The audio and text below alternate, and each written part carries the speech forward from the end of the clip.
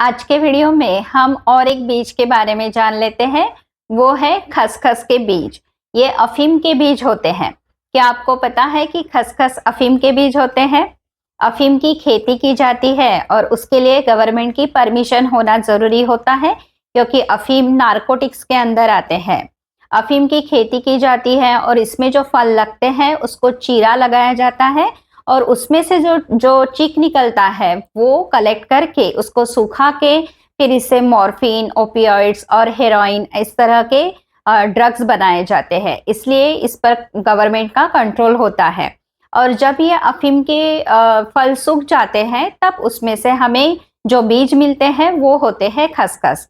तो ये खसखस का शरीर पर क्या प्रभाव होता है, इसके क्या गुण होते हैं, किसने इसको लेना चाहिए, कितनी मात्रा में इसका सेवन हमने करना चाहिए, ये सब हम आज के वीडियो में देख लेते हैं।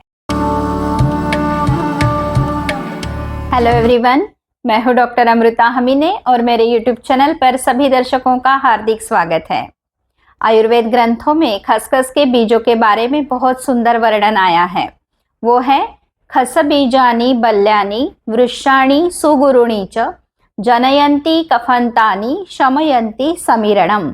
इसका मतलब है कि खसखस के बीज जो होते हैं वो बल्य होते हैं, यानी टॉनिक का काम करते हैं, शरीर को ताकत देते हैं, मसल की ताकत बढ़ाते हैं। दूसरा है वृक्ष। वृक्ष यानी ये कामोत्तेजना बढ़ाते हैं, एफ्रोडिजियक है, इसलिए इसका प्रयोग किया जाता है। ये कफ पैदा करता है और वात को शमन करता है, इसलिए वात रोगों में इसका प्रयोग किया जाता है।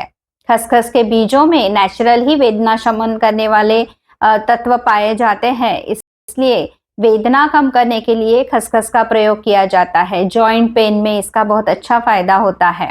खसखस के बीज नर्वस सिस्टम पर बहुत अच्छा काम करते हैं, नर्वस सिस्टम शांत करने का काम ये करते हैं। इसलिए जिनको डिप्रेशन है या जो लोग बहुत सोचते हैं, चिंता करते हैं या जिनको नींद नहीं आती है, ऐसे लोगों में खसखस के बीजों का प्रयोग किया जाता है तो उनको अच्छी नींद आती है और उनकी चिंता दूर हो जाती है। खसखस के बीजों में प्रचुर मात्रा में कैल्शियम और मैग्नीशियम होता है, इसलिए इससे बोन की ताकत अच्छी हो जाती है, हड्डियां मजबूत हो जाती है।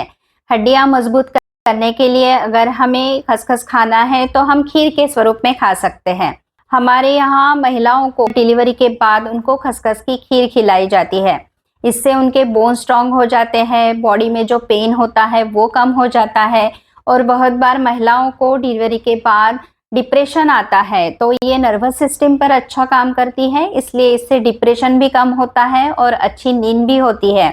और महिलाओं की मांसपेशियों को इससे ताकत भी मिलती है, क्योंकि इसमें प्रोटीन बहुत अच्छी मात्रा में होता है। तो इस तरह से खसखस महिलाओं को प्रेगनेंसी में, डिलीवरी में या मेनोपॉज में सभी अवस्था में बहुत फायदेमंद होता है। खसखस के बीजों में फाइबर भी प्रचुर मात्रा में होता है, इसलिए इससे पाचन शक्ति सुधर जाती है और आपका गैस, ब्लोटिंग, कॉन्स्टिपेशन ये शिकायतें अगर आपको होती है तो वो भी कम हो जाती हैं। अब देखते हैं कि खसखस को कितनी मात्रा में लेना चाहिए।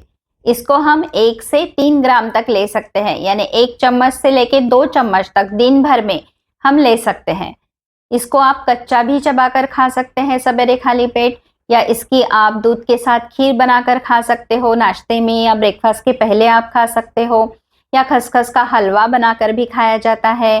खसखस से बहुत सारे व्यंजन बनते हैं, जैसे महाराष्ट्र में अनारसे को ये खसखस लगाते हैं, या बंगाल में आलू पोश्ता इससे बनता है, या मसाले के डिब्बे में खसखस होती ही है। सब्जियों की ग्रेवी बनाने में खास करके हम इसका इस्तेमाल करते हैं। इसकी ग्रेवी गाढ़ी हो जाती है इससे और स्वाद भी अच्छा आता है। खसखस का प्रयोग हमेशा कम मात्रा में करना चाहिए, क्योंकि इसका ज़्यादा प्रयोग अगर हम करते हैं तो इससे एडिक्शन हो सकता है। इसलिए कम मात्रा में प्रयोग करना चाहिए, और ज़्यादा मात्रा में प्रयोग करने से हमारी पाचन संस्था में इससे कुछ बिगाड़ आ सकता है, जैसे ब्लोटिंग हो सकता है, नौशिया हो सकता है और कॉन्स्टिपेशन भी बढ़ सकता है। अगर हम कम मात्रा में लेते हैं तो इससे कोई नुकसान नहीं है। इस तरह से हमने देख लिया कि खसखस हमारे लिए कितनी फायदेमंद होती है। आशा है कि हमने दी हुई जानकारी आपको पसंद आई हो। इसी तरह नई नई जानकारी हम लेकर आएंगे, इसलिए कृपया हमारे साथ जुड़े रहिए।